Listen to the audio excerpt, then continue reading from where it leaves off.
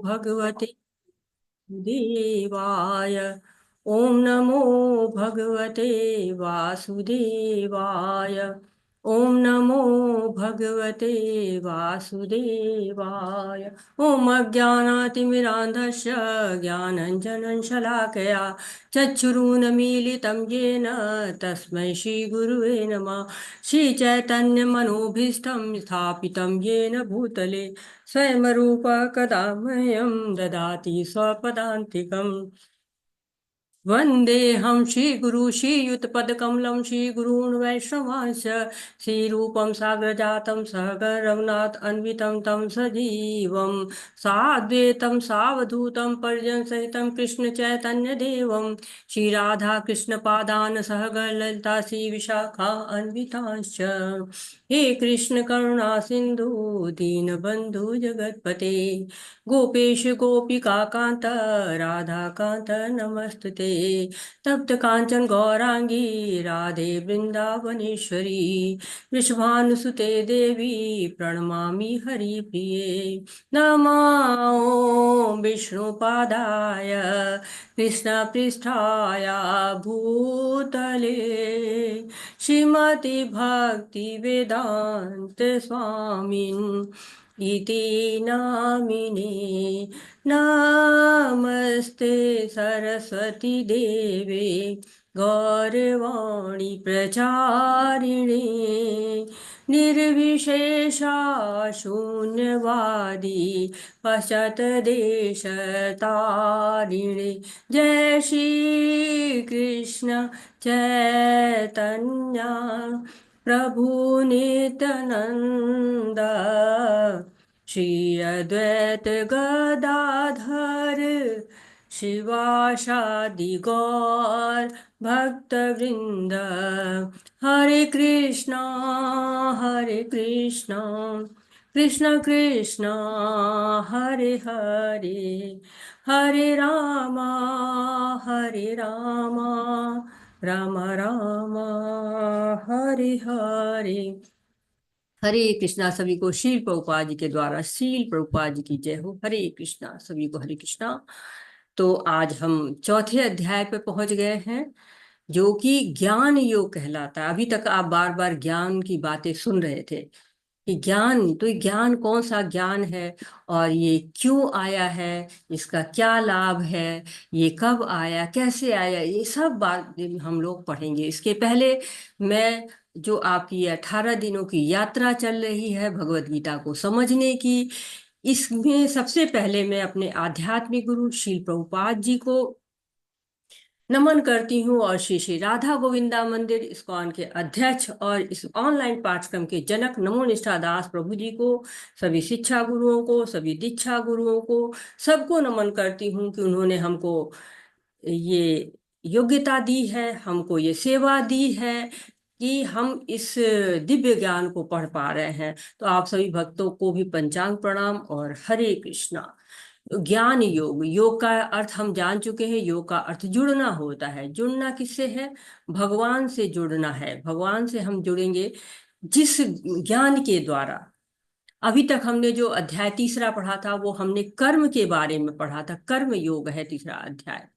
और कर्म भी कैसे, 3 तरह के कर्म बताए गए कि एक तो कर्म होता है जो कि शास्त्रों के अनुसार होता है, दूसरा विकर्म होता है जो शास्त्रों के विपरीत होता है, और तीसरा अकर्म होता है जो कि कृष्ण भावना भावित कर्म होता है, जिस पर कोई भी बंधन नहीं लगता है। इसके साथ ही साथ हमने जाना कि व्यक्ति जो नहीं चाहता है फिर भी पता नहीं कैसे वो काम के अधीन हो जाता है, ऐसे जो कोई बलपूर्वक कोई जो है वो डाल रहा है उस काम में, तो उसके बचना है उससे। क्योंकि काम का निवास स्थान हम जानते हैं कहाँ पर है, इंद्रिया मन और बुद्धि है। और ये पहला स्टेप है जिससे हम बच सकते हैं। क्यों? क्योंकि हम जब जानेंगे हमारा शत्रु कहाँ रहता है तभी तो उस पर वार कर सकेंगे। जब हमको पता है कि यहाँ पे हमारा शत्रु, जब हमें पता ही नहीं कहाँ रहेगा तो हम ढूंढते रह जाएंगे कि यहाँ है वहां है कहाँ है, ढूंढते रह जाएंगे। लेकिन निवास स्थान पता चल गया तो अब क्या है, एक गोल मिल गया कि यहाँ पर है। तो इंद्रिय मन और बुद्धि पर काम रहता है, काम वासनाएं जो रहती हैं। तो हमें करना क्या है? इंद्रियों पर नियंत्रण करना है। क्यों?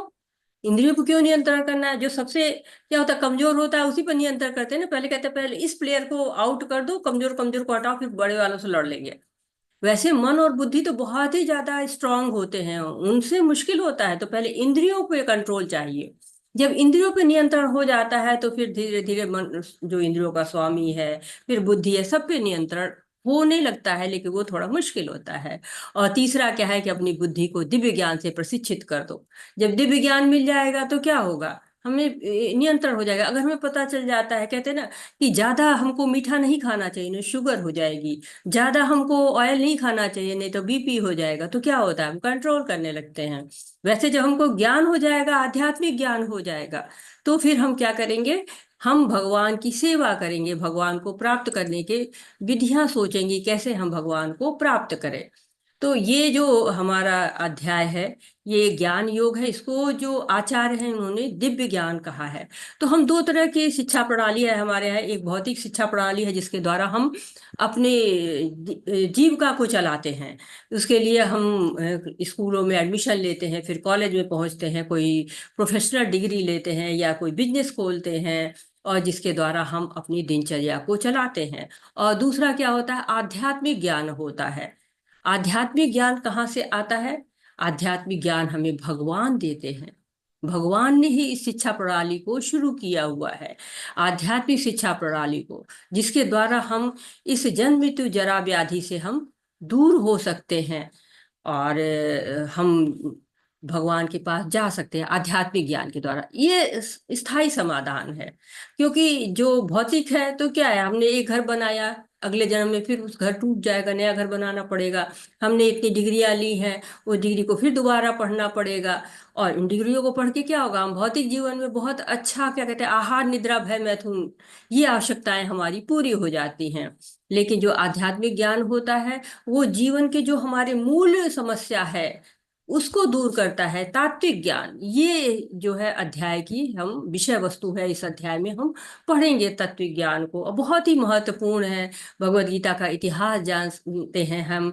भगवत गीता को कौन जान पाएगा, भगवान का प्राकट्य कैसे होता है, गुरु की कैसे हम प्रामाणिक गुरु चुनेंगे, कैसे हम गुरु की शरणागति लेंगे, ये सारा ज्ञान हमें इस अध्याय में मिल जाएगा। और इसको हम भगवत गीता यथारूप में पढ़ सकते हैं। यथारूप क्यों, बहुत सारी टीकाएं हैं, और उन टीकाओं के माध्यम से हम भगवत गीता को जानते हैं। लेकिन हमें जानना कैसे है, जैसे भगवान ने कहा है हमको एज इट इज जानना है। ये भगवान ने ज्ञान दिया है, वो उसी तरह से हमारे पास आए। तो दो मेथड बताया गया है। तो एक, भगवान ने जो ज्ञान दिया है उसी को जान, उसको भगवान डायरेक्ट आके देते हैं। और दूसरी ये है कि वो अपने भक्तों को भेजते हैं, और भक्त उस ज्ञान को आगे बढ़ाते हैं, हमको देते हैं, और हमारे द्वारा और दूसरों तक जाता है। तो भगवान ज्ञान देते हैं तो वो अच्छी तरीके से देंगे। क्यों? जैसे कि मोबाइल है, किसी कंपनी ने बनाया है मोबाइल को, अब वही जानेगा इसकी विशेषता क्या है। तो भगवान ही भगवत गीता को अच्छी तरह से जानते हैं, और वो अपने भक्त को भेजते हैं, तो भक्त आता है, वो भी ज्ञान देता है। तो भगवान ने क्या किया कि ज्ञान को आगे बढ़ाया है। और उसमें प्रभुपाद जी ने यथारूप में बहुत सुंदर लिखा हुआ है। आप यथारूप रखिए अपने पास, और हमेशा आसानी से बहुत उपलब्ध होती है। और यथारूप में प्रभुपाद जी ने बहुत सुंदर तरीके से लिखा हुआ है। बहुत सारी टीकाएं बाजार में आपको मिलेंगी, लेकिन उसमें बहुत जटिलता है, या फिर वो नहीं है जो भगवान ने कहा है।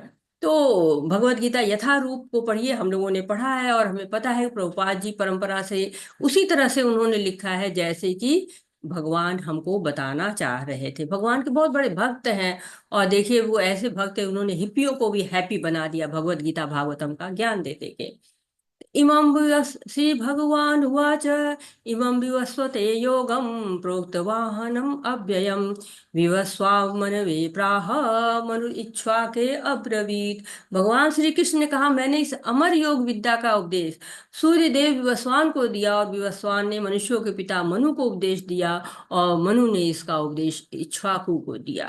तो ये इस तरह से परंपरा से ये ज्ञान आ पा रहा है कि सबसे पहले भगवान ने किसको दिया, भगवान ने सूर्य देव को दिया। कृष्ण की वाणी से आरंभ हुआ है ये अध्याय। और भगवान उवाच, बहुत ही महत्वपूर्ण बात है, भगवान अपने मन की बात हमसे कह रहे हैं। अर्जुन का कोई प्रश्न यहाँ पर नहीं आया है, भगवान हमको बताना चाह रहे हैं। तो कहा जाता है ना कि भगवत गीता 5,000 साल पुरानी है। तो हमको ये आता है, मन में आता है कि अरे इतनी पुरानी है भगवत गीता, और हमारे पास इतनी देर से क्यों पहुंच रही है। ये तो इतनी अच्छी है, इसको पढ़ के हमारे जीवन की दशा बदल जाती है, दृष्टिकोण बदल जाता है। और भगवत गीता को अगर हम पढ़ते हैं तो हमारे जीवन में परिवर्तन निश्चित रूप से आएगा। अगर हमारे जीवन में परिवर्तन नहीं आ रहा तो इसका मतलब है कि हमने भगवत गीता ठीक से पढ़ी ही नहीं है, जानी ही नहीं है। तो ये इतनी देर से हमारे पास क्यों आ रही है? क्योंकि हम जानते हैं कि पृथ्वी आई है कहाँ से? बराह अवतार के द्वारा। बराह अवतार रसातल से इसको लेके आए हैं पृथ्वी को। जो हिरण्यक्ष था उसने रसातल में लेके चला गया था पृथ्वी को। और शायद मैंने इसी क्लास में बताया था कि रसातल तक हम अगर खोदे तो हम जा सकते हैं, ऐसा है। लेकिन अब वो रास्ते बंद हो चुके हैं। और भगवान इसको पृथ्वी को लाके, क्योंकि असुर वहां से चले आते थे, असुर पृथ्वी पर आके उत्पात मचाते थे, जैसे हिरण्यक्ष ने बताया था। तो सतयुग आ गया, सतयुग हुआ, फिर त्रेता युग आया, फिर द्वापर युग आया। इतनी देर से क्यों नहीं आई भगवत गीता? पहले ये ज्ञान बता रहे हैं भगवान की नहीं आई है। पहले सूर्य देव विवस्वान को दिया है, चित्र में आप देख रहे हैं ना कि पहले सूर्य देव जो है विवस्वान को दे रहे हैं, विवस्वान से जो है मनु, जो कि पहले मनुष्य हैं। और वहां से इक्ष्वाकु को आया है। इक्ष्वाकु कौन है? उस मनु के पुत्र हैं, रघुकुल के हैं, जहाँ पर भगवान ने अवतार लिया था, मर्यादा पुरुषोत्तम राम ने अवतार लिया था, उस कुल के हैं। इक्ष्वाकु तो बहुत पहले थी भगवत गीता। तो भगवत गीता अगर थी पहले तो हमारे तक क्यों नहीं पहुंची? उसका उत्तर यहाँ पे दे रहे हैं भगवान। एवं परंपरा प्राप्तिम इमं राज ऋषियो विदुः, सकाल नेह महता योगो नष्टः परंतपः।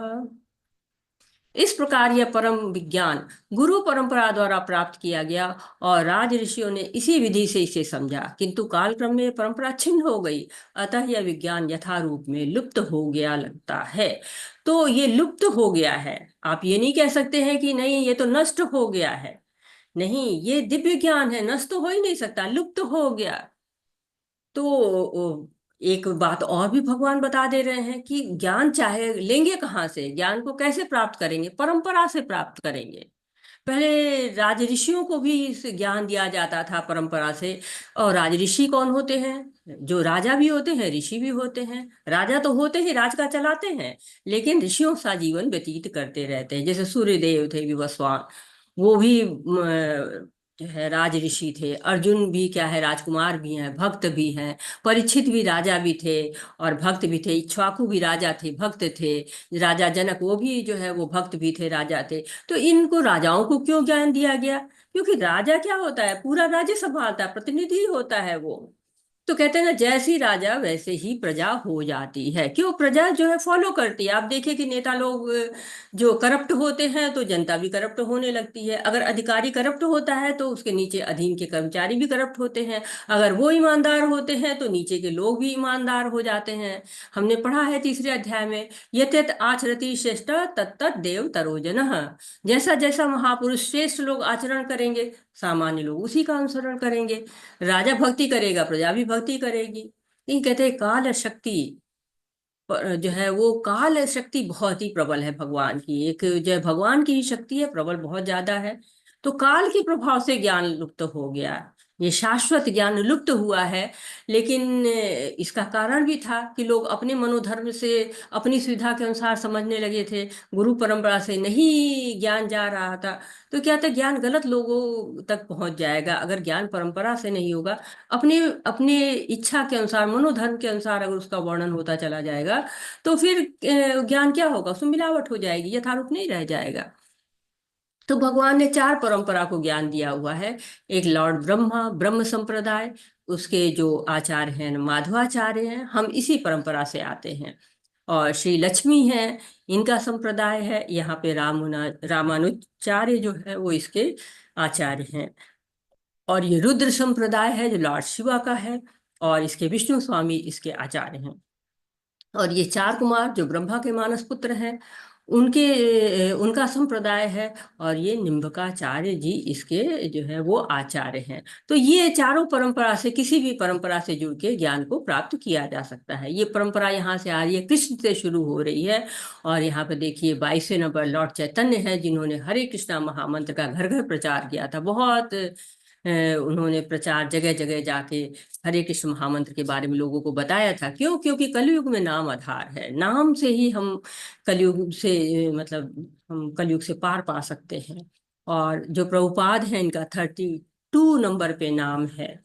और शील प्रभुपाद जी ने भी इसको और आगे बढ़ा रहे हैं। देशों विदेशों में इस शिक्षा को, भगवत गीता को, भागवतम को लेके जा रहे हैं।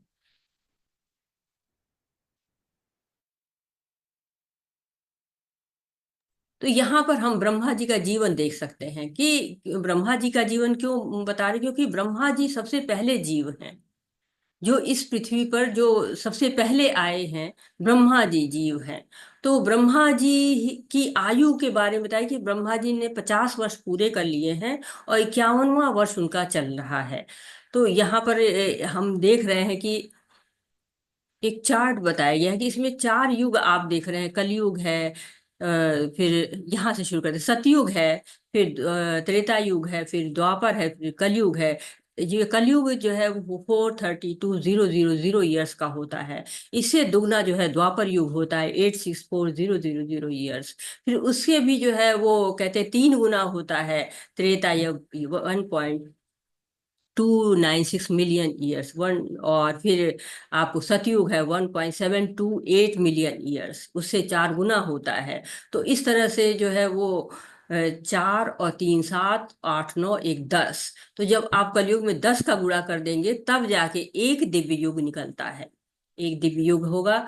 और ये एक दिव्य युग होता है, उसमें कहते हैं कि 4 युग का समय एक दिव्य युग हुआ। हर युग में भगवान आए हुए हैं। इसके बाद आता है मनवंतर। मनवंतर कैसे होता है? जब 71 दिव्य युग बीत जाते हैं तब उसका एक जो है वो मनवंतर होता है। तो हर मनवंतर का एक मनु होता है। यानी एक मनवंतर का अर्थ होता है मनु का जीवन काल। और जब 14 मनवंतर बीत जाते हैं तब एक कल्प होता है। एक कल्प का मतलब कि 1000 दिव्य युग। 71 दिव्य युग से मनवंतर हुआ और 14 मनवंतर से कल्प हुआ। एक कल्प में 1000 दिव्य युग। और ब्रह्मा जी की जो दिन होता है वो और रात होती, दोनों मिला के 2 कल्प होते हैं। एक कल्प दिन और एक कल्प रात।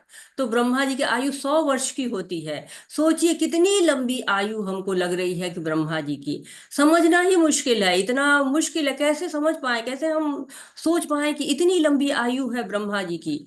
और इसको गणना यहाँ पे करेंगे कि ब्रह्मा जी के जो 50 साल होते हैं, तो वो कलयुग का, फिर उसमें 10 का गुणा ऐसे करते करते, पूरा गुणा करते करते आता है 155.52 ट्रिलियन ईयर्स। अब 50 साल के बाद 6 मनवंतर और खत्म हो गए हैं। तो इसको जब जोड़ते हैं तो आता है 6 पॉइंट, और जो बाकी जोड़ के जो 14 मनवंतर हैं और ये सबको जोड़ के क्या आता है, 1851.4285 मिलियन ईयर्स हो जाता है। और 7 युगों के 27 चक्र बीत चुके हैं। तो 116.64400 अब सतयुग बीत गया, त्रेता बीत गया, द्वापर बीत गया, कलयुग अभी चल रहा है। तो इसमें क्या हो गया, 3.888 मिलियन ईयर्स हो गए। मतलब 9 का गुणा कर देंगे ना, क्योंकि ये 10वां कलयुग तो बाकी है ना अभी। तो ये कलयुग में कितना समय बीत गया, 51117 ईयर्स। तो ये इतना समय ब्रह्मा जी का बीत चुका है। अभी कुल मिला के 155.522 ट्रिलियन ईयर्स। कितनी लंबी आपको आयु दिख रही है ना। तो अगर एक मच्छर से कहिए कि इंसान जो है वो 100 साल जीता है, या किसी और भी, किसी भी छोटे कीटाणु से जिनके बहुत कम आयु होती है, कुछ पतंगे देखिए रात भर में ही मर जाते हैं। तो अगर ऐसी आयु होती है, तो उनको अगर कह दिया जाए कि इंसानों की आयु तो 100 साल की होती है, तो उनको बड़ा आश्चर्य होगा। वैसे ही हमें ब्रह्मा जी की आयु सुन के बहुत आश्चर्य होता है। लेकिन ब्रह्मा जी का लोक भी कहते हैं ना कि इसी भौतिक जगत में है, सबसे ऊपर है। लेकिन भौतिक जगत में है, 14 लोक होते हैं, सबसे ऊपर ब्रह्मा जी का लोक होता है। लेकिन वहां भी आना जाना लगा होता है। कहते हैं कि आ ब्रह्म भुवन लोका पुनरावर्तिनो अर्जुनो माम पेते तु कौन्तेय पुनर्जन्म न विद्यते। तो पुनरावृत्ति लगी रहती। पुनरावृत्ति मतलब बार बार वही चीज दोहराया जाता है, जन्म मृत्यु जरा व्याधि, जन्म मृत्यु जरा व्याधि। लेकिन जो भगवान को प्राप्त कर लेता है, पुनर्जन्म न विद्यते, उसका पुनर्जन्म नहीं होता है। और तो ब्रह्मा जी सबसे पुराने हैं, जिनके हृदय में भगवान ने जो है वो वेदों को दिया था, तेने ब्रह्म हृदय आदि कवये। और उस ब्रह्मा जी को जो है इतनी लंबी आयु होने के बाद उनकी भी मृत्यु निश्चित होती है। तो यहाँ पर अर्जुन पूछ रहे हैं, पर कैसे आप मेरे समकालीन हैं? अरे आप हमारे सामने खड़े हुए हैं, हम आपको देख रहे हैं, तो आप हमारे समकालीन कैसे हो गए? तो यहाँ पर भगवान जो है बताते हैं कि समकालीन मैं कैसे हूँ। अजोऽपि सन् व्यायात्मा भूतानामीश्वरोऽपि सन् प्रकृति स्वामधिष्ठाय संभवाम्य आत्ममायया। यद्यपि मैं अजन्मा तथा अविनाशी हूँ, और यद्यपि मैं समस्त जीवों का स्वामी हूँ, तो भी प्रत्येक युग में मैं अपने अपने आदि दिव्य रूप में प्रकट होता हूँ। कोई तात्पर्य पढ़ना चाहेगा? हरे कृष्णा। हैंड रेज कर सकते हैं अगर आप तात्पर्य पढ़ना चाहें तो। हरे कृष्णा। आप अनम्यूट हो सकते हैं, अनम्यूट होके पढ़ सकते हैं। जो माइक है आपके बगल में, इसको आप टच करेंगे तो अनम्यूट हो जाएंगे और पढ़ सकते हैं। हरे कृष्णा। कोई पढ़ना चाहता है? ये मैं पढ़ती हूँ। तो यहाँ पे कृष्ण का अवतरण कैसे होता है? पहला प्रश्न है, आप याद करते जाइए किन किन प्रश्नों के उत्तर मिल रहे हैं आपको। भगवान सामान्य जीव की भांति शरीर परिवर्तन नहीं करते। इस जन्म में बद्ध जीव का एक प्रकार का शरीर हो सकता है, किंतु अगले जन्म में दूसरा शरीर रहता है। भौतिक जगत में जीव का कोई स्थायी शरीर नहीं है, अपितु वह एक शरीर से दूसरे शरीर में देहांतरण करता रहता है। किंतु भगवान ऐसा नहीं करते। जब भी वे प्रकट होते हैं तो अपनी अंतरंगा शक्ति से वे अपने उसी आद्य शरीर में प्रकट होते हैं। दूसरे शब्दों में श्री कृष्ण इस जगत में अपने आदि शाश्वत स्वरूप में दो भुजाओं में बांसुरी धारण किए हुए अवतरित होते हैं। यद्यपि वे अपने इस दिव्य शरीर में प्रकट होते हैं और ब्रह्मांड के स्वामी होते हैं, तो भी ऐसा लगता है कि वे सामान्य जीव की भांति प्रकट हो रहे हैं। यद्यपि उनका शरीर भौतिक शरीर की भांति क्षीण नहीं होता, फिर भी ऐसा प्रतीत होता है कि भगवान कृष्ण बालपन में कुमारावस्था से तरुणावस्था प्राप्त करते हैं। किंतु आश्चर्य तो यह है कि वह कभी युवावस्था से आगे नहीं बढ़ते। अब कुछ लोग भ्रम में रहते हैं कि भगवान भी हमारे ही जैसे पैदा हुए हैं, हमारे ही जैसे उनका सब कार्य होते हैं। लेकिन नहीं, भगवान का जन्म जो है दिव्य होता है, प्रकट होते हैं, वो अजन्मा कहे जाते हैं। वो सामान्य लोगों की भांति, जीव की भांति प्रकट आते नहीं है, जन्म नहीं लेते हैं। वो आए थे जब देवकी वासुदेव के पास, तो चतुर्भुज रूप में आए थे।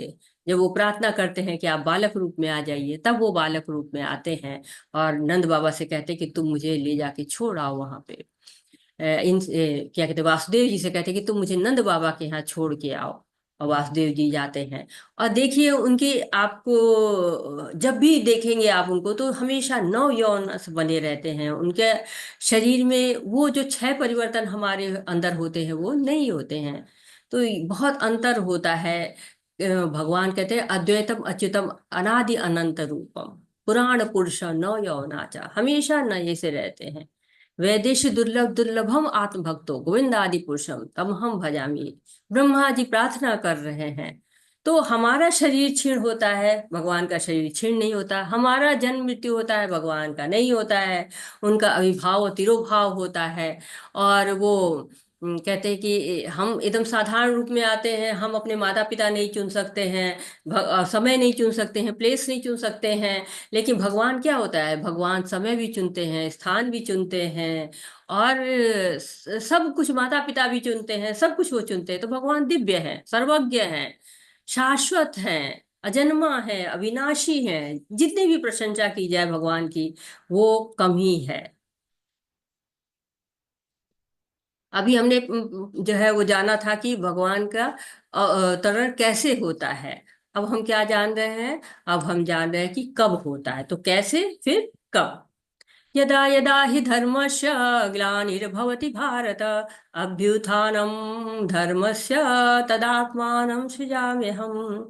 हे भरतवंशी, जब भी और जहां भी धर्म का पतन होता है और अधर्म की प्रधानता होने लगती है, तब मैं अवतार लेता हूँ। तो बहुत ही प्रसिद्ध श्लोक है, आप सबने सुना होगा इस जो है श्लोक को। इसमें बता रहे हैं क्या कि जब धर्म का विनाश होता है, अधर्म बढ़ता है। और अधर्म कब बढ़ता है? जब जीव भगवान को भूल जाता है, उसको केवल भौतिक भोग याद रहते हैं। भगवान में आकर्षण बढ़े तब तो धर्म भी बढ़ जाए, लेकिन जब जो है भौतिक जगत में आकर्षण बढ़ जाएगा तो क्या होगा? अधर्म ही बढ़ेगा। तो कलयुग क्या है? कलयुग में बहुत सारे दोष हैं, और हम जीव में भी बहुत सारे दोष हैं। चार जो है वो कमियां हमारे अंदर होती है, हम गलतियां करते हैं, हमारी इंद्रियां जो है वो सीमित हैं, हम धोखा देने की प्रवृत्ति हमारे अंदर होती है। तो ये हमारे अंदर चार कमियां रहती ही रहती हैं, हम गलतियां भी करते हैं। तो ये सब दोष रहते, कलयुग में बहुत दोष होते हैं, समुद्र है कलयुग जो है दोषों का। और कौन सा कर्म भी हमें दोष देते हैं अगर हम गलत कर्म करते हैं, शास्त्र के अनुसार कर्म नहीं करते। तो भगवान की जो सेवा है वो हमारा अधिकार है, कर्म पर जो कर्म फल होते हैं उन पर हमारा अधिकार नहीं होता है। तो भगवान अपने आप को सृजा में हम प्रकट करते हैं, जन्म नहीं लेते हैं। जब अधर्म की प्रधानता हो जाती है, धर्म का लोप होने लगता है, तो भगवान स्वेच्छा से प्रकट हो जाते हैं। उन पर कोई किसी तरह का दबाव नहीं होता है कि इस समय आएंगे, यहाँ पर आएंगे, नहीं। भगवान की जहाँ इच्छा जैसी होती है वैसे भगवान वहां पर अवतरित होते हैं। अब क्या है, क्यों होता है, कब होता है, कैसे होता है, क्यों होता है, सारे प्रश्नों के जवाब दे रहे हैं भगवान। परित्राणाय साधूनां विनाशाय च दुष्कृतां धर्म संस्थापनार्थाय संभवामि युगे युगे। भक्तों का उद्धार करने, दुष्टों का विनाश करने तथा धर्म की फिर से स्थापना करने के लिए मैं हर युग में प्रकट होता हूँ।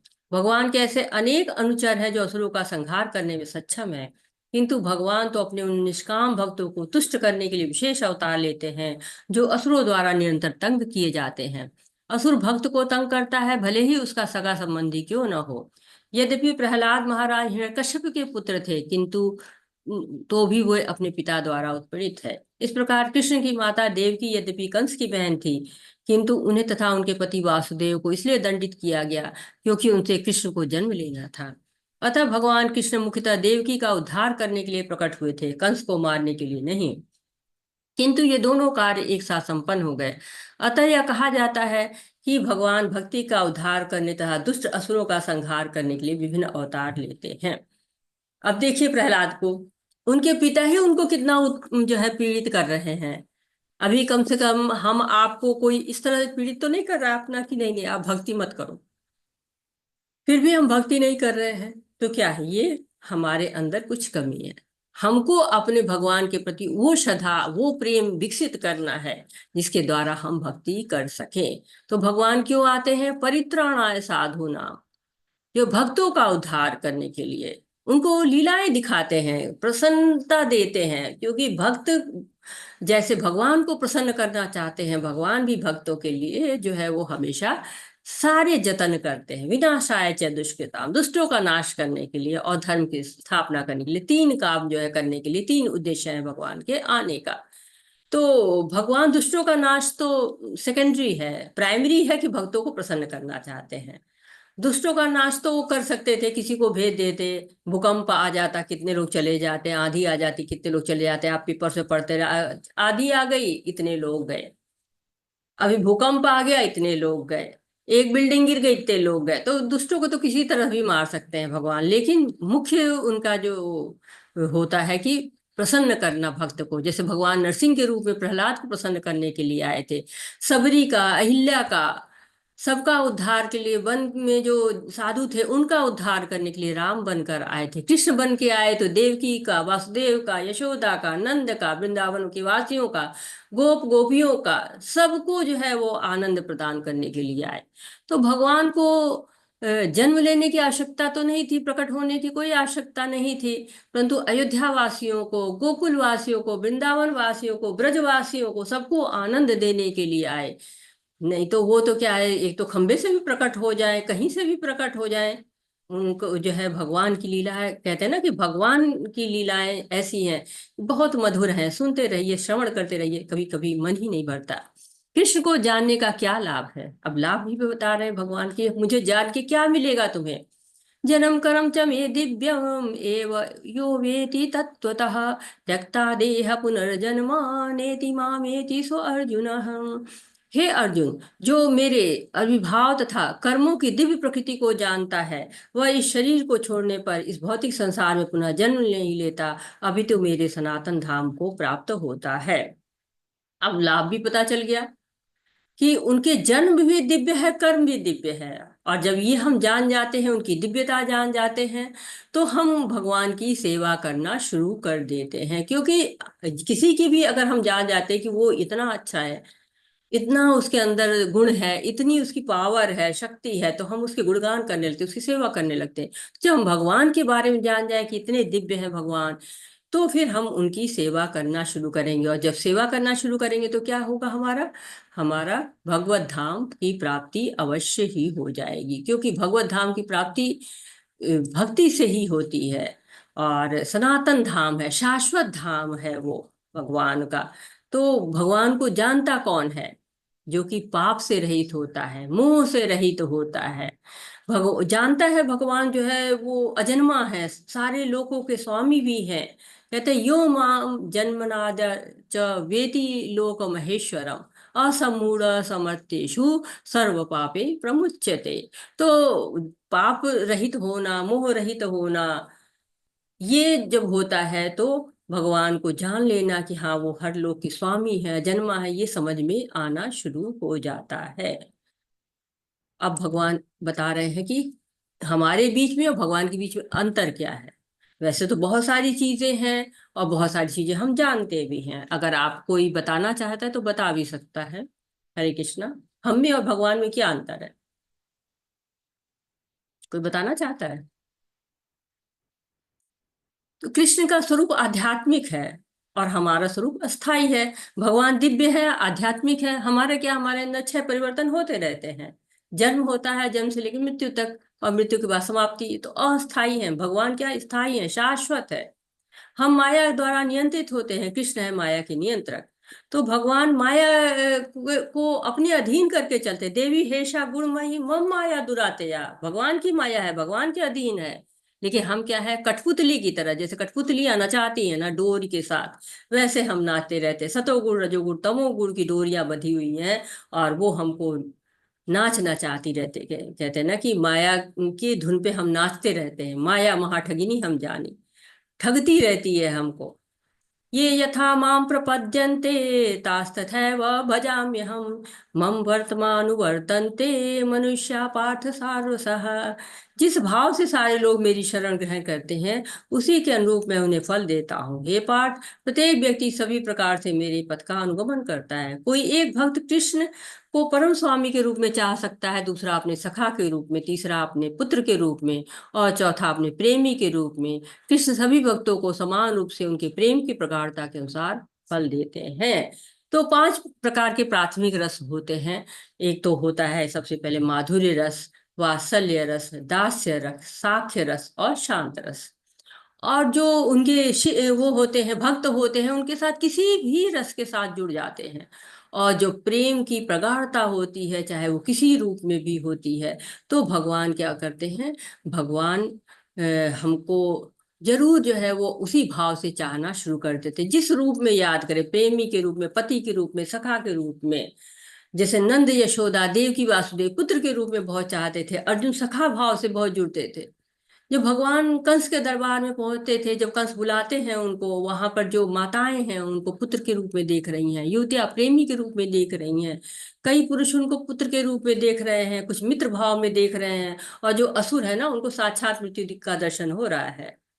ये, हाँ, यशोदा माता देखिए, उनको बच्चा ही समझती थी कि जो है कितना भी उन्होंने अपने कई लीलाएं दिखाई हैं। पूतना को मारा, गोवर्धन पर्वत को उठाया, कालिया दमन किया, लेकिन यशोदा माता क्या कहती है, नहीं मेरी पादुका लेके आओ। और कृष्ण क्या है, सर पे पादुका रख के ठुक ठुक करके लेके आ रहे हैं। जबकि क्या है, भगवान के तो मतलब जूते चप्पल पादुका तो मतलब सोच भी नहीं सकते हम। उनके चरण कमल की जो है वो धूल चाहते हैं। लेकिन यशोदा माता नहीं समझती, यशोदा माता उनको पुत्र के रूप में ही समझती हैं।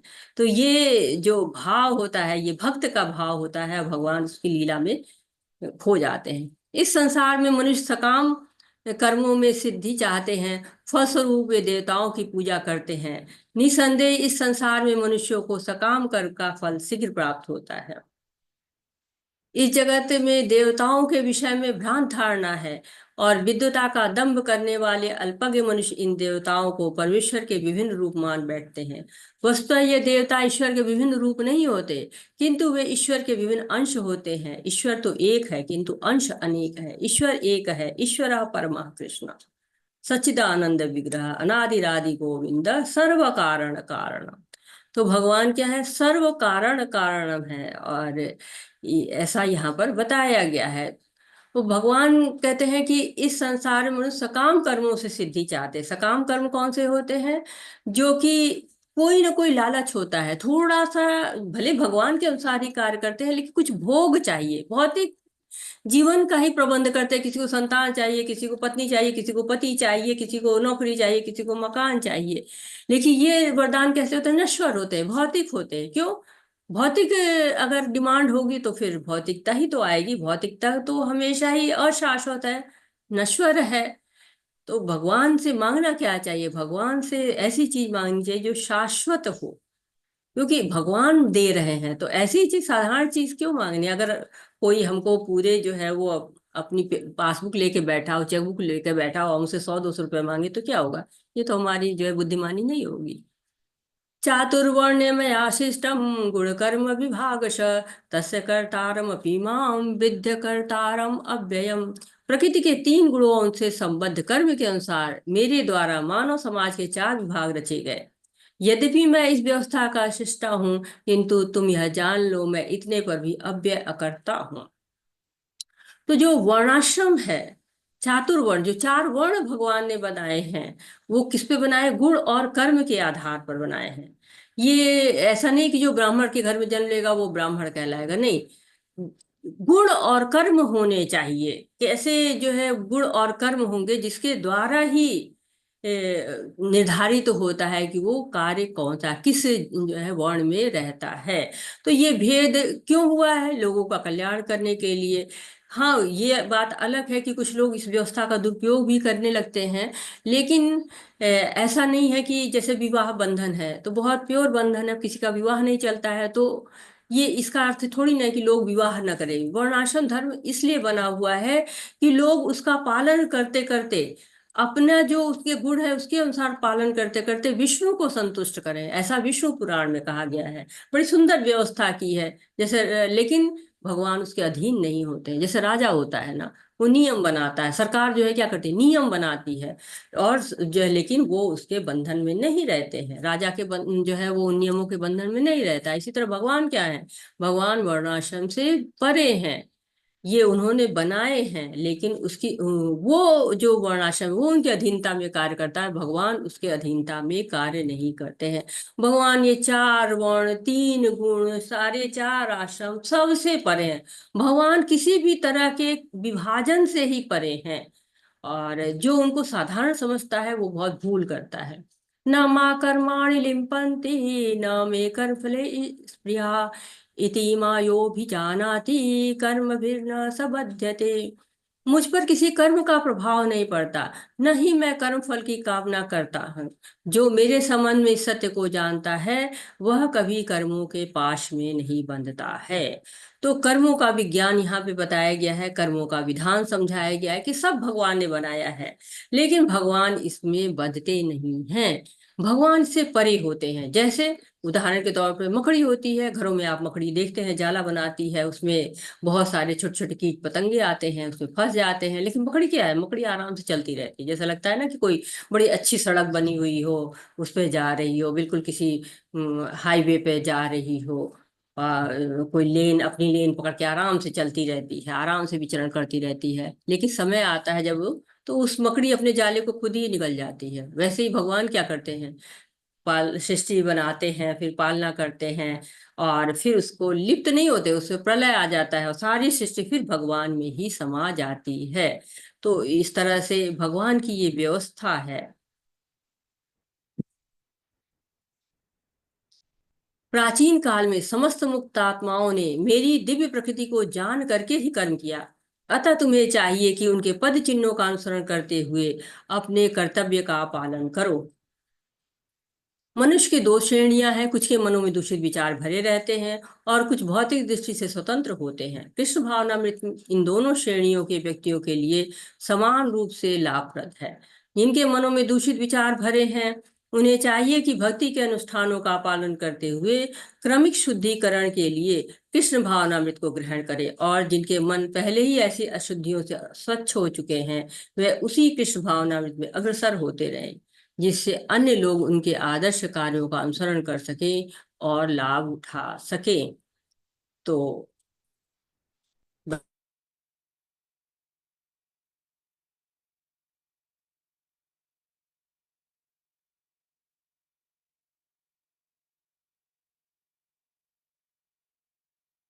कि मनुष्य दो तरह के होते हैं, कुछ भक्त होते हैं और कुछ अभक्त होते हैं। भक्त नहीं है वो भी भक्ति कर सकते हैं, क्योंकि भक्ति करते करते शुद्धता आएगी और भक्ति करना शुरू करेंगे। जो भक्ति कर रहे हैं बहुत अच्छी बात है, वो तो भक्ति को और प्रगाढ़ करेंगे और ज्यादा शुद्धता आएगी और भगवान के नजदीक आएंगे। और जो लोग उनको देखेंगे भक्ति का अनुसरण करते करते, वो लोग भी भक्ति करना शुरू कर देंगे। तो अर्जुन को यहाँ पे कह रहे हैं कि तुम श्रेष्ठ योद्धा हो। तो जो महापुरुषों ने किया है, अर्थात महापुरुषों ने क्या किया है कि वो लोग भगवान की आज्ञा का पालन करते थे, जो भगवान उनसे कहते थे वो पालन करते थे। तो भगवान कह रहे कि अर्जुन तुम भी वही करो। जब तुम वो करोगे तो तुम परम गति को प्राप्त कर सकोगे। जो मुक्त आत्माएं होती हैं वो अपने कर्तव्य कर्म वो करती हैं, तुम भी करो। तो भगवान जो है वो कहते हैं कि नहीं, तुम्हें मेरी आज्ञा का पालन करना चाहिए। तुम भक्त हो, तुम मेरे मित्र हो, तुम मेरे सखा हो, तुम्हें मेरी आज्ञा का पालन करना चाहिए, कर्तव्य का पालन करो, ऐसा भगवान उनको सुझाव दे रहे हैं। कर्मणो हपि बोधव्यम, बोधव्यम च विकर्मणः, अकर्मस्य बोधव्यम गहना कर्मणो गति। कर्म की बारीकियों को समझना अत्यंत कठिन है, अतः मनुष्य को चाहिए कि वह ठीक से जाने कि कर्म क्या है, विकर्म क्या है और अकर्म क्या है। तो जैसे हम जान चुके हैं पहले ही कि कल हमने कर्म के बारे में बहुत डिटेल में पढ़ा था कि कर्म क्या होता है जो शास्त्रों के अनुसार होता है, विकर्म क्या होता है जो शास्त्रों द्वारा अनुमोदित नहीं है, विरुद्ध है उसके, और अकर्म क्या होता है भगवान के लिए कर्म करना। और जब हम ऐसे कर्म करते हैं तो हम कर्म बंधन में नहीं फंसते हैं, और जो हम कार्य अपने स्वार्थ के लिए करते हैं तो हम कर्म बंधन में फंस जाते हैं। तो ये नारद जी हैं। आप लोग नारद के बारे में अच्छी तरह जानते हैं कि नारद जी पहले वो यह गंधर्व थे, श्राप मिला उनको, और श्राप के कारण वो एक शूद्र परिवार में जन्म लिए, एक दासी पुत्र थे। और दासी जो उनकी माँ थी, उनको कार्य मिला हुआ था कि वो साधुओं को सेवा करती थी, उनको भोजन बना के खिलाती थी। और नारद मुनि ने उन साधुओं से पूछा, और पूछ करके जो उनके जूठन थे, उच्छिष्ट था, उसको वो खाते खाते इतनी शुद्धि आ गई कि वो भगवान देवऋषि हो गए, देवर्षि नारद कहलाए। और देखिए क्या वो हर लोक में जा सकते हैं, भगवान की चर्चा हर लोक में जाके करते हैं, भगवान के कार्य में सहयोग देते हैं, भगवान की लीलाओं में सहयोग देते हैं। और कहते हैं कि जी सृष्टि का जो पहले पत्रकार है वो नारद मुनि है। उन्हीं के से हुआ कि यहाँ की बात को वहां पहुंचाई जाए, सबकी बातों को सही जगह से रखा जाए। तो ये नारद मुनि ने ऐसा जो है पहले पत्रकार का उनको दर्जा मिला हुआ है। अपने कर्म फलों की सारी आसक्ति को त्याग कर सदैव संतुष्ट तथा स्वतंत्र रहकर वह सभी प्रकार के कार्यों में व्यस्त रहकर भी कोई सकाम कर्म नहीं करता है।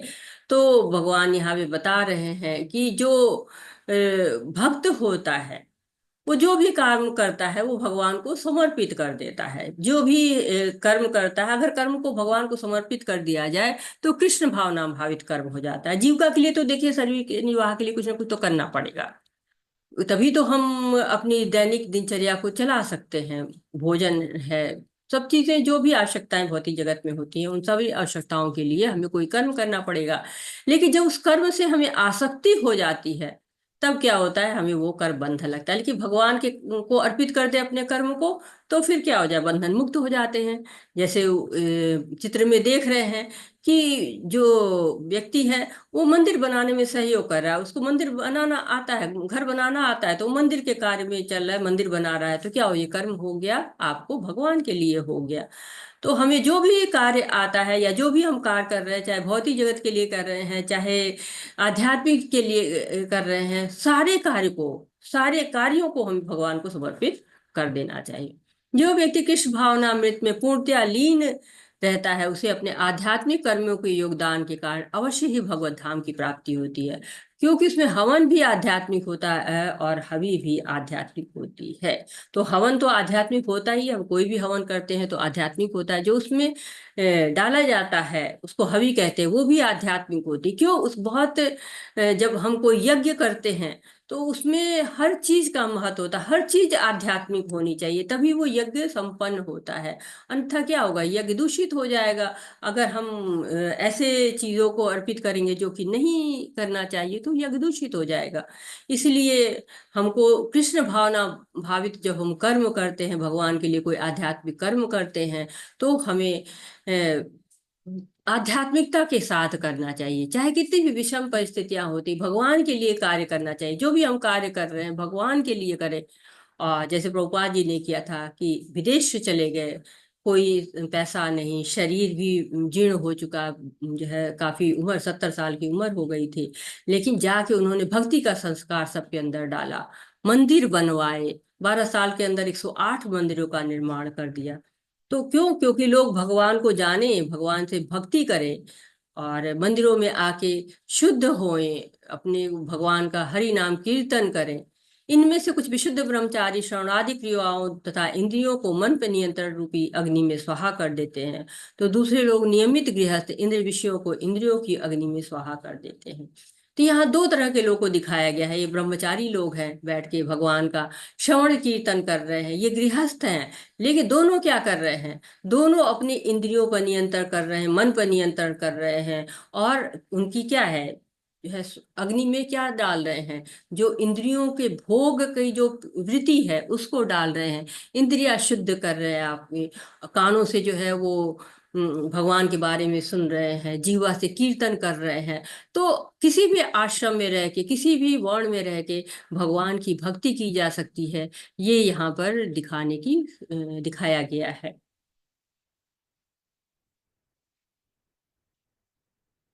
कठोर व्रत अंगीकार करके कुछ लोग अपनी संपत्ति का त्याग करके, कुछ कठिन तपस्या द्वारा, कुछ अष्टांग योग पद्धति के अभ्यास द्वारा तथा दिव्य ज्ञान में उन्नति करने के लिए वेदों के अध्ययन द्वारा प्रबुद्ध बनते हैं।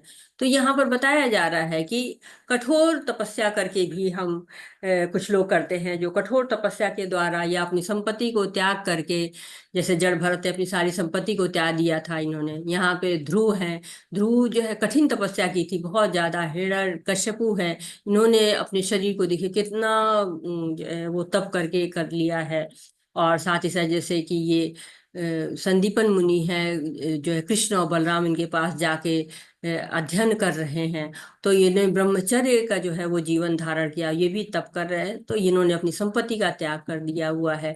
तो इस तरह से लोग तरह तरह के आश्रम में, चाहे ब्रह्मचारी हो, चाहे गृहस्थ हो, वानप्रस्थ हो, सन्यासी हो, सब लोग क्या करते हैं कि तपस्या करते हैं और ज्ञान प्राप्त करते हैं, अपने आप को योगी जो है वो बनाते हैं। तो ये इस तरह का प्रयत्न करते हैं लोग, कीर्तन करते हैं, श्रवण करते हैं, जिसके द्वारा वो भगवान की प्राप्ति कर सके, भगवत धाम को जा सके। भगवान के लिए प्रयत्न करते हैं सब लोग की अपनी अपनी विधियां हैं, सबकी अलग अलग विधि है भगवान को प्राप्त करने। हे कुरुषे, जब यज्ञ के बिना मनुष्य इस लोक में या इस जीवन में ही सुखपूर्वक नहीं रह सकता, तो फिर अगले जन्म में कैसे रह सकेगा? तो कह रहे कि सबको यज्ञ तो करना पड़ेगा, यज्ञ करना चाहिए सुखी होने के लिए, सुखी जीवन जीने के लिए यज्ञ बहुत जरूरी होता है। कह रहे कि जब यहाँ इस जन्म में हम यज्ञ करने के बिना नहीं जो है सुखी रह पा रहे हैं, तो आगे और जगह पे कैसे सुखी रह पाएंगे? एक तरह से कह रहे हैं कि हमेशा विष्णु के लिए यज्ञ करना चाहिए, उनकी प्रसन्नता के लिए यज्ञ करना चाहिए। जैसे कि यज्ञ करने से बहुत सारी समस्याओं का समाधान होता है। मनुष्य जीवन, कहते हैं ना कि मनुष्य जीवन में यज्ञ तप करने की सुविधाएं प्राप्त होती हैं और इससे भवबंधन से पार लग सकते हैं जब हम इस तरह की तपस्याओं को करते हैं। हे परंतप, द्रव्य याग से ज्ञान यज्ञ श्रेष्ठ है। हे पार्थ, अंततो गत्वा सारे कर्म यज्ञों का अवसान दिव्य ज्ञान में होता है। तो दिव्य ज्ञान के बिना हम यज्ञ जो है वो नहीं कर सकते। जब हमें ज्ञान मिलेगा तभी तो हम जो है कोई भी यज्ञ कर पाएंगे। तो ज्ञान यज्ञ की श्रेष्ठता बताई गई है कि जो द्रव्य यज्ञ हम करते हैं, अपनी संपत्ति का ध्यान करते हैं, अपनी भौतिक संपत्ति को त्याग कर देते हैं, बहुत अच्छी बात है, क्योंकि हमने भगवान की सेवा में उस कार्य को धन की आहुति दे दी है। परंतु ज्ञान न हो तो भौतिक स्तर पे ही रह जाए, क्योंकि हम आहुति देंगे किस लिए? हमको पुण्य मिल जाए और हम स्वर्गलोक में पहुंच जाए और स्वर्गलोक में जाके खूब भोग भोगे, आध्यात्मिक स्तर पे नहीं जा पाएंगे। तो प्रभुपाद जी कहते हैं कि जो यज्ञ वही अच्छा होता है जिसका अंत ज्ञान में होता है। यानी कि कोई भी यज्ञ किया जाए तो उसका उद्देश्य दिव्य ज्ञान होना चाहिए, ऐसा बता रहे हैं। अब गुरु की महत्ता बताई गई कि गुरु कैसे महत्व रखता है हमारे जीवन में, और गुरु के पास जाना कैसे चाहिए। गुरु तत्व के बारे में बहुत अच्छा ये श्लोक है। हरे कृष्णा। दीपक प्रभु जी पढ़िए। प्रभु जी हरे कृष्णा। आप श्लोक पढ़ पाएंगे कि नहीं? हरे कृष्णा माता जी, तुम तो प्रणाम। पढ़िए प्रभु जी। 34 माता जी। जी जी। ततो विद्धि प्रणिपाते परिपश्येन सेवया उपदेशन्ति ते ज्ञानम ज्ञानिना तत्त्वदर्शिना। अर्थात तुम गुरु के पास जाकर सत्य को जानने का प्रयास करो, उनसे विनीत होकर जिज्ञासा करो और उनकी सेवा करो।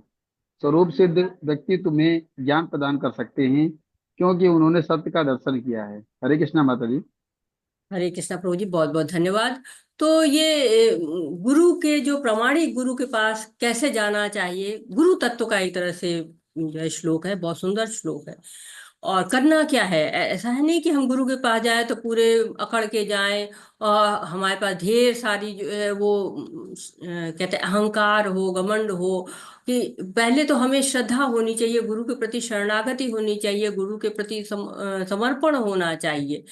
और जब हम कृष्ण द्वारा बताई गई ये पद्धति को हम मानते हैं कि गुरु के पास जाएं, विनय पूर्वक उनसे जिज्ञासा करें, उनकी सेवा करें, और बिना अहंकार के, बिना घमंड के हम उनकी सेवा करें और उनसे जिज्ञासा भी करें। ये नहीं कि पहले जाते ही मुझको ये बता दीजिए, मुझको ये बता दीजिए। नहीं, पहले सेवा करनी है, फिर जिज्ञासा करनी है। भौतिक ज्ञान होता है कि हम पैसे देकर प्राप्त करते हैं, तो हम आप चले जाते हैं कि आप मुझे ये बता दीजिए। लेकिन यहाँ पर ऐसा नहीं होता। आध्यात्मिक ज्ञान गुरु के पास जाएंगे तो आशीर्वाद के रूप में प्राप्त करें, जो है जबरदस्ती नहीं।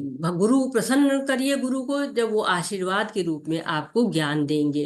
तो ये देखिए, हम भी गुरु को सुबह सुबह याद करते हैं जब मंगलाचरण करते हैं। मंगला आरती सुबह सुबह होती है मंदिर की, आपके पास भी लिंक पहुंचती होगी, आप सुबह 4:30 बजे जुड़ सकते हैं मंगला आरती में। और यहाँ भी जब हम मंगलाचरण करते हैं तो कहते हैं ओम अज्ञानातिमिरांधस्य ज्ञान अंजन शलाकया। तो भगवान गुरु से कहते हैं कि हमारे जो ये अज्ञान का तिमिर है, इसको समाप्त करिए और मुझे ज्ञान दीजिए। तो गुरु से ज्ञान मांगना है, उनकी सेवा करके, विनय पूर्व जिज्ञासा करके, तब भगवान, तब गुरु आपको ज्ञान देते हैं। और कृष्ण हमारे पहले गुरु हैं, सबसे पहले उन्होंने ज्ञान दिया था ब्रह्मा जी को। यदि तुम्हें समस्त पापियों से भी सर्वाधिक पापी समझा जाए तो तुम दिव्य ज्ञान रूपी नाव में स्थित होकर दुख सागर को पार करने में समर्थ होगे। तो अगर आपके पास दिव्य ज्ञान की नाव है, मतलब आपके पास है, सेफ्टी टूल है आपके पास, तो आप कोई नाव है, कोई जहाज है, तो आप जो है भव सागर में भी क्या होंगे, पार हो जाएंगे। तो यहाँ पर कौन सी नाव चलती है भव सागर के लिए? दिव्य ज्ञान रूपी नाव। बहुत अधिक पापी भी होना तो भी ये जो दुख का सागर है, भव सागर क्या, दुख का सागर है। भव रोग कहा जाता है, या वह भव रोग लगा रहता है।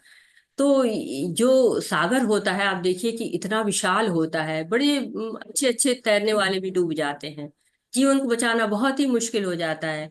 लेकिन अगर दिव्य ज्ञान हमारे पास है तो हम जो है वो पार कर सकते हैं। हमारे पास नाव है ना, अच्छी सी नाव अगर है तो हम इसको बड़ी आसानी से पार कर ले जाएंगे। जैसे प्रज्वलित अग्नि ईंधन को भस्म कर देती है, उसी तरह हे अर्जुन, ज्ञान रूपी अग्नि भौतिक कर्मों के समस्त फलों को जला डालती है। तो ज्ञान रूपी, बता रहे हैं ना कि ज्ञान होना चाहिए। जब ज्ञान हमारे पास रहता है तो अज्ञानता अपने आप चली जाती है। जैसे होता है ना, अग्नि जल जाती है अग्नि के अंदर ईंधन लगता है ना, लकड़ी होती है, कोयला होता है, कुछ भी होता है, जब जल जाता है तो क्या होता है कि उजाला आ जाता है, प्रकाश आ जाता है, प्रकाश, सारा अंधकार दूर हो जाता है। वैसे ही जब दिव्य ज्ञान हो आ जाता है तो सारी अज्ञानता का नाश हो जाता है। क्यों? क्योंकि ज्ञान आते हम समझ जाते हैं क्या सही है, क्या गलत है, क्या करना चाहिए, क्या नहीं करना चाहिए। पाप कर्म हमारे नाश हो जाते हैं, क्योंकि हमें पता है कि ये हमको पाप कर्म जो है वो हमको गलत रास्ते ले जाएंगे, हमको जो है पतन हमारा हो जाएगा। तो जब भगवान का ज्ञान होता है तो होता क्या, बड़े अच्छे गुण आना शुरू हो जाते हैं, विनम्रता है और सज्जनता है, बहुत सारे अच्छे अच्छे गुण आ जाते हैं। जो अहंकार होता है, मिथ्या अहंकार, सब समाप्त हो जाता है। अहंकार से हमें अंदर कर्तापन का भाव होता है, वो भी समाप्त हो जाता है। कर्तापन से कर्म फल आता है, और कर्म फल क्या करता है, बंधन देता है। तो ज्ञान से अगर हम कर्म करेंगे तो बंधन नहीं होगा। जैसे कि उदाहरण के तौर पर हम बता सकते हैं कि एक मृगारी नाम का शिकारी था, वो जानवरों को मारता था और उसको बड़ा आनंद आता था कि वो आधा मरा रहे तभी उसको छोड़ देता था और आनंद लेता था। नारद मुनि आते उसके पास, कहते ये क्या कर रहे हो मृगारी, या तो मार ही दो, तुम मारना गलत बात है लेकिन जब मार ही रहे हो तो उनको इतना तड़पा क्यों रहे हो। तो मृगारी ने कहा मुझे बड़ा आनंद आता है। तो नारद ऋषि के पास इतना दिव्य ज्ञान था, इतने ज्यादा वो लोगों को उनके प्रभावित कर लेते थे कि उनके ज्ञान को प्राप्त करके वो तुरंत भक्त जाता था, भक्त बन जाता था। जैसे मृगारी बन गए, प्रहलाद जी बन गए, ध्रुव जी बन गए, ये लोग तुरंत जो है भक्त बन गए, क्योंकि नारद जी इतने अच्छे से ज्ञान देते थे। तो जब वो उसको ज्ञान मिल गया तो उसने रास्ते में बचा बचा के चलता था कि चींटी भी न मर पाए, चींटी की भी जान न चली जाए। जो श्रद्धावान लभते ज्ञानम तत्पर संयतेन्द्रिय, ज्ञान लब्धवा पराम शांति चिरेणाधिगच्छति। जो श्रद्धालु दिव्य ज्ञान में समर्पित हैं और जिसने इंद्रियों को वश में कर लिया है, वह इस ज्ञान को प्राप्त करने का अधिकारी है, और इसे प्राप्त करते ही वह तुरंत आध्यात्मिक शांति को प्राप्त करता होता है। तो जो ज्ञान प्राप्त होता है तो सारी इंद्रियां वश में हो जाती हैं। और ज्ञान जो है कैसे मिलती है, ज्ञान प्राप्ति की योग्यता क्या होती है, ये दूसरे अध्याय में बता दिया गया है। व्यवसात्मिका बुद्धि रेके ह कुरु नंदन, बहुशाखा हनानश्च व्यवसाय बुद्धि व्यवसायिनाम। तो बुद्धि जब स्थिर रहती है, एक तरफ रहती है, भगवान में रहती है, दृढ़ विश्वास के साथ रहती है, तो इंद्रियां क्या होती है, अपने आप नियंत्रण में आ जाती है, संयमित तो हो जाती है, भगवान पर श्रद्धा रहती है।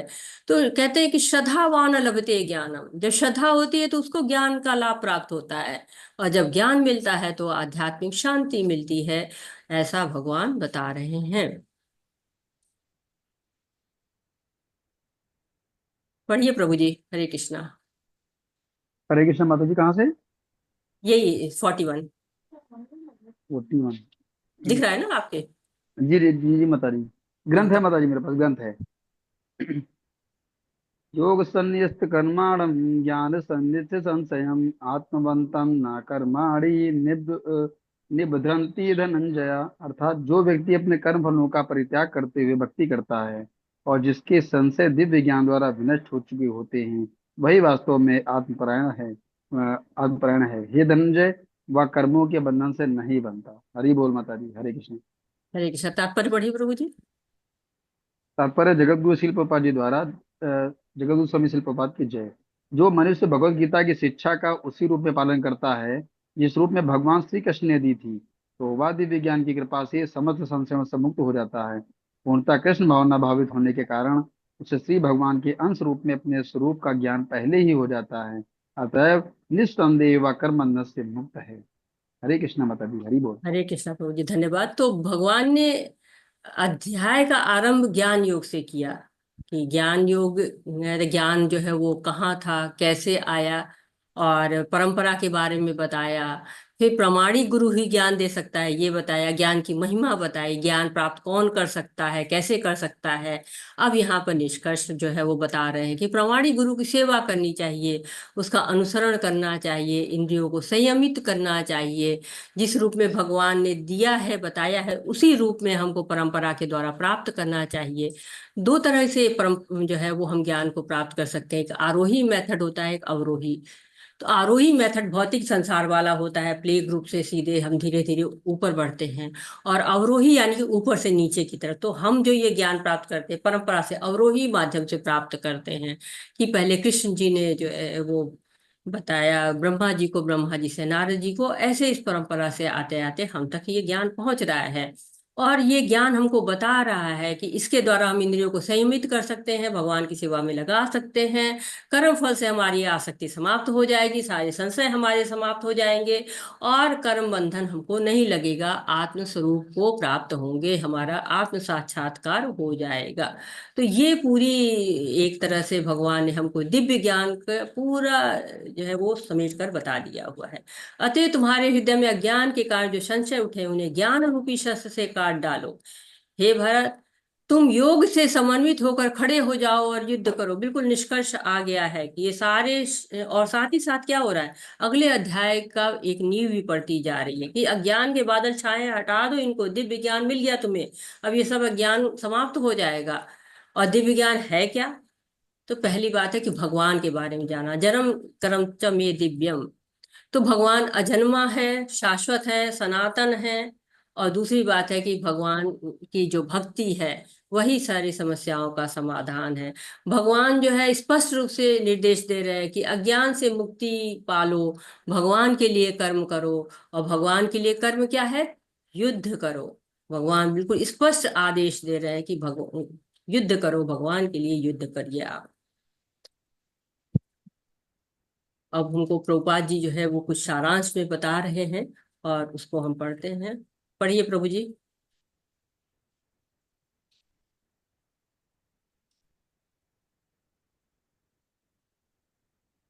इस अध्याय में जिस योग पद्धति का उपदेश हुआ है वह सनातन फोर्टू योग है। पढ़ेंगे प्रभु जी? फोर्ट जी जी बता रही 42 को माता जी ना। हाँ पढ़िए, ये पर जगत गुरु स्वामी शिल प्रपात जी प्रभुपाद के द्वारा कुछ जगत गुरु शब्द। शिल प्रपात की जय। इस अध्याय में जिस योग पद्धति का उपदेश हुआ है वह सनातन योग कहलाती है। इस योग में दो तरह के यज्ञ कर्म किए जाते हैं, एक तो द्रव्य का यज्ञ, दूसरा आत्मज्ञान का यज्ञ। जो जो विशुद्ध आध्यात्मिक कर्म है, यदि आत्म साक्षात्कार के लिए द्रव्य यज्ञ नहीं किया जाता है तो ऐसा यज्ञ बहुत ही बन जाता है। किंतु जब कोई आध्यात्मिक उद्देश्य या भक्ति से ऐसा यज्ञ करता है तो वह पूर्ण यज्ञ होता है। आध्यात्मिक क्रियाएं भी दो प्रकार की होती हैं, आत्मबोध या अपने स्वरूप को समझना, तथा श्री भगवान विषय शक्ति। जो भगवत गीता के मार्ग का पालन करता है वह ज्ञान की इन दोनों श्रेणियों को समझ सकता है। उसके लिए भगवान के अंश स्वरूप आत्मज्ञान को प्राप्त करने में कोई कठिनाई नहीं होती है। ऐसा ज्ञान लाभप्रद है क्योंकि ऐसा व्यक्ति भगवान के दिव्य कार्यकलापों को समझ सकता है। इस अध्याय के प्रारंभ में स्वयं भगवान ने अपने दिव्य कार्यकलापों का वर्णन किया है। जो व्यक्ति गीता के उपदेशों को नहीं समझता वह श्रद्धा विहीन है, और जो भगवान द्वारा उपदेश देने पर भी भगवान के सच्चिदानंद स्वरूप को नहीं समझ पाता तो यह समझना चाहिए कि वह निपट मूर्ख है। कृष्ण भावनामृत के सिद्धांतों को स्वीकार करके अज्ञान को क्रमशः दूर किया जा सकता है। यह कृष्ण भावनामृत विविध देव यज्ञ, ब्रह्म यज्ञ, ब्रह्मचर्य यज्ञ, गृहस्थ यज्ञ, इंद्रिय संयम यज्ञ, योग साधना यज्ञ, तपस्या यज्ञ, द्रव्य यज्ञ, स्वाध्याय यज्ञ तथा वर्णाश्रम धर्म में भाग लेकर जागृत किया जा सकता है। ये सब यज्ञ कहलाते हैं और ये सब नियमित कर्म पर आधारित हैं। किंतु इन सब कार्यकलापों के भीतर सबसे महत्वपूर्ण कारक आत्म साक्षात्कार है। जो इस उद्देश्य को खोज लेता है वही भगवत गीता का वास्तविक पाठक है। किंतु जो कृष्ण को प्रमाण नहीं मानता वह नीचे गिर जाता है। तथा मनुष्य को चाहिए कि वह सेवा तथा समर्पण समेत किसी प्रामाणिक गुरु के निर्देशन में भगवत गीता या अन्य किसी शास्त्र का अध्ययन करे। प्रामाणिक गुरु अनंत काल से चली आने वाली परंपरा में होता है और वह परमेश्वर के इन उपदेशों से तनिक भी विपथ विपथ नहीं होता, जिन्हें जिन्हें उन्होंने लाखों वर्ष पूर्व सूर्यदेव को दिया था और जिनसे भगवत गीता के उपदेश की धराधाम में है। तथा गीता में ही व्यक्त भगवत गीता के पद का अनुसरण करना चाहिए और उन लोगों से सावधान रहना चाहिए जो आत्मश्लाघा बस अन्यों को वास्तविक पद से विपथ करते रहते हैं। भगवान निश्चित रूप से परम पुरुष हैं और उनके कार्यकलाप दिव्य हैं। जो इसे समझता है वह भगवत गीता का अध्ययन शुभारंभ करते ही मुक्त होता है। हरे कृष्णा माता जी, हरि बोल। हरि बोल प्रभु जी, हरे कृष्णा। तो यह बहुत धन्यवाद। तो कह रहे हैं भगवान बता रहे हैं, प्रभुपाद उसको समझा रहे हैं कि जो दिव्य ज्ञान भगवान से आया हुआ है वो पके हुए फल की तरह से, जैसे आम पका हुआ होता है ना, कितना रस होता है, कितना मीठा होता है। और सारी संतुष्टि देता है, वैसे ही सारी जिज्ञासाएं हमारी इस दिव्य ज्ञान से समाप्त हो जाती हैं। और सारे यज्ञ किसके लिए? भगवान की प्रसन्नता के लिए होने चाहिए। ज्ञान है, कर्म है, भक्ति है, सब में जो है तीनों ही हम करते हैं कृष्ण भावनामृत में। जो कृष्ण भावनामृत का सिद्धांत है वो अज्ञान के को एकदम से जड़ से समाप्त कर देता है। सारे संशय हमारे समाप्त हो जाते हैं।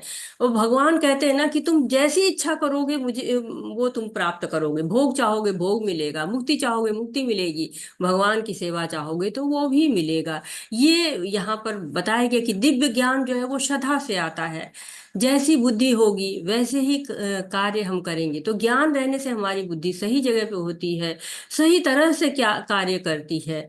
और ये दिव्य ज्ञान हमारे लिए बहुत ही सहायक है कि हम अपनी आध्यात्मिक प्रगति कर सके। भगवान ने यह आध्यात्मिक ज्ञान दिया है, आध्यात्मिक शिक्षा प्रणाली को शुरू किया है ताकि हमारा उद्धार हो सके, हम आध्यात्मिक पथ पर आगे की ओर बढ़ सके, हमारे सारे संशय समाप्त हो सके, संशय समाप्त होकर और हमारी सारी समस्याओं का स्थायी समाधान मिल जाए। भगवान के हम अंश हैं, हम भगवान नहीं हैं, हम जीव हैं। हमारा उनसे बहुत अच्छा संबंध है। हम क्योंकि उनके अंश की तरह से हैं। तो अंश क्या होता है? बहुत अपना, नजदीक, एक टुकड़े की तरह से उनके हैं हम। तो हम भगवान के ही एक बच्चे हैं। और भगवान हमें चाहते हैं कि हम उनके पास जाएं, हम उनकी भक्ति करें, उनकी सेवा करें। और ऐसे भगवान की सेवा करते करते हम भगवान के धाम तक भी पहुंच सकते हैं। वाछाकल्पतरुभ्यश्च कृपा सिन्धुभ्य एव च पतितानां पावनेभ्यो वैष्णवेभ्यो नमो नमः। अनंत कोटि वैष्णव वृंद की जय। शिला प्रभुपाद की जय। भगवत गीता की जय। की हरे जय। कृष्णा हरे कृष्णा हरे कृष्णा कृष्ण कृष्ण कृष्ण कृष्ण हरे हरे, हरे राम हरे रामा हरे राम हरे रामा, राम राम राम रामा हरे हरे हरे। हरे। सभी को बहुत बहुत धन्यवाद। हरे कृष्णा। आप कोई प्रश्न है, आप कोई सुझाव है, आप कुछ ऐड करना चाहते हैं तो हरे कृष्णा। हरे कृष्णा माता जी, दंडवत प्रणाम। हरे कृष्णा पवन जी। कोटि कोटि प्रणाम।